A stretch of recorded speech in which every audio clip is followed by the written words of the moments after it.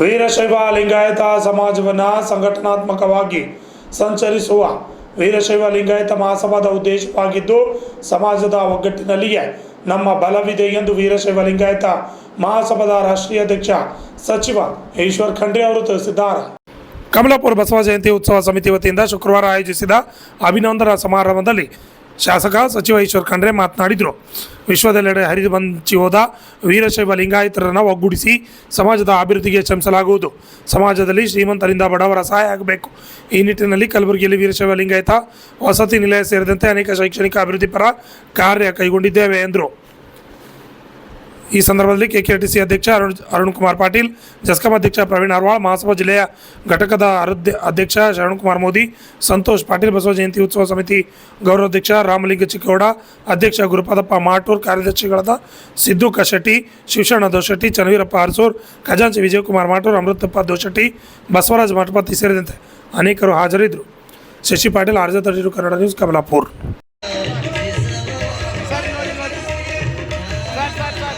ಮಹಾಸಭೆಯ ಸಂಸ್ಥಾಪಕರಾದಂತಹ ಎಲ್ಲಾ ಮಹಾಪುರುಷರಿಗೆ ಸ್ಮರಿಸುತ್ತಾ ಇಂದಿನ ಈ ಪವಿತ್ರವಾದಂತಹ ಒಂದು ಕಾರ್ಯಕ್ರಮ ವಿಶ್ವಗುರು ಬಸವಣ್ಣನವರ ಜಯಂತಿ ಆಯೋಜಕರು, ಆತ್ಮೀಯರು, ಈ ಭಾಗದ ಯುವಕ ಮುಖಂಡರು, ಸಮಾಜ ಈ ಅಕ್ಕಪಕ್ಕದಲ್ಲಿ ನಿಂತವರು ಎಲ್ಲರೂ ಕೂಡಿ ಕಾರ್ಯಕ್ರಮ ಆಯೋಜನೆ ಮಾಡಿದ್ದೀರಿ.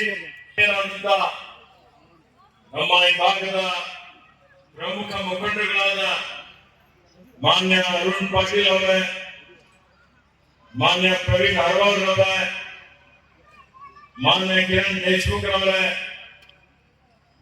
ಕಲಬುರಗಿ ಜಿಲ್ಲೆಯ ಮಹಾಸಭೆಯ ಘಟಕದ ಅಧ್ಯಕ್ಷರಾದಂತಹ ಮಾನ್ಯ ಶರಣ ಮೋದಿ ಅವರೇ, ವೇದಿಕೆ ಮೇಲೆ ಮತ್ತು ಕೆಳಗಡೆ ಕುಳಿತಂತ ಎಲ್ಲ ಬಸವ ಬಳಗದ ಅಧ್ಯಕ್ಷರು, ಪದಾಧಿಕಾರಿಗಳು, ಅಕ್ಕನ ಬಳಗದ ಎಲ್ಲ ಪದಾಧಿಕಾರಿಗಳು, ಅಖಿಲ ಭಾರತ ವೀರಶೈವ ಲಿಂಗಾಯತ ಮಹಾಸಭೆ ಎಲ್ಲ ಪದಾಧಿಕಾರಿಗಳು, ಸೋಮಶೇಖರ್ ಅವರಿದ್ದಾರೆ.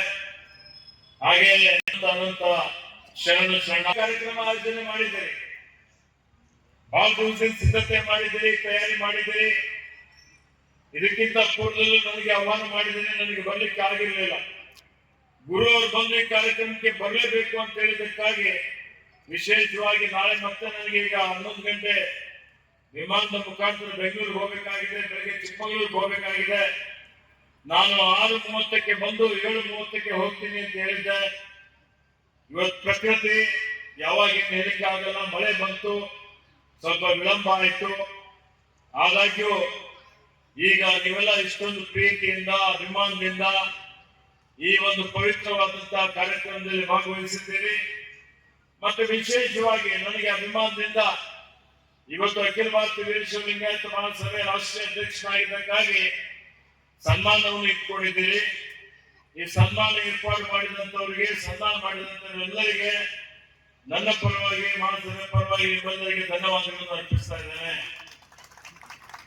ನಮ್ಮ ರಾಜೇಶ್ವರ ಸ್ವಾಮಿ ಕೋಟ ಅವರಿದ್ದಾರೆ, ನಮ್ಗೆ ಬಹಳ ಆತ್ಮೀಯರಿದ್ದಾರೆ.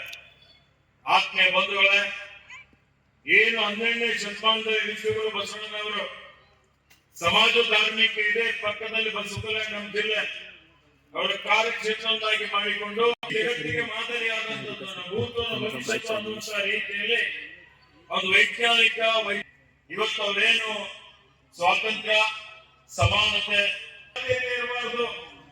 ಅವರು ಅಸ್ಪೃಶ್ಯತೆ ವಿರುದ್ಧ ಹೋರಾಟ ಮಾಡ್ತಾರೆ, ಕಂದಾಚಾರದ ವಿರುದ್ಧ ಹೋರಾಟ ಮಾಡ್ತಾರೆ, ಮೌಢ್ಯತೆ ವಿರುದ್ಧ ಹೋರಾಟ ಮಾಡ್ತಾರೆ. ಇವತ್ತೆಲ್ಲರೂ ಒಂದೇ ಅನ್ನುವಂತ ಒಂದು ಭಾವನೆ ಮೂಡಿಸುವಂತ ಒಂದು ಸಮಾಜ ನಿರ್ಮಾಣ ಮಾಡಬೇಕು ಅಂತ ಪ್ರಯತ್ನ ಮಾಡ್ತಾರೆ. ಅಂದಿನ ದಿನಮಾನಗಳ ಅನುಭವ ಮಂಟಪ ಇಡೀ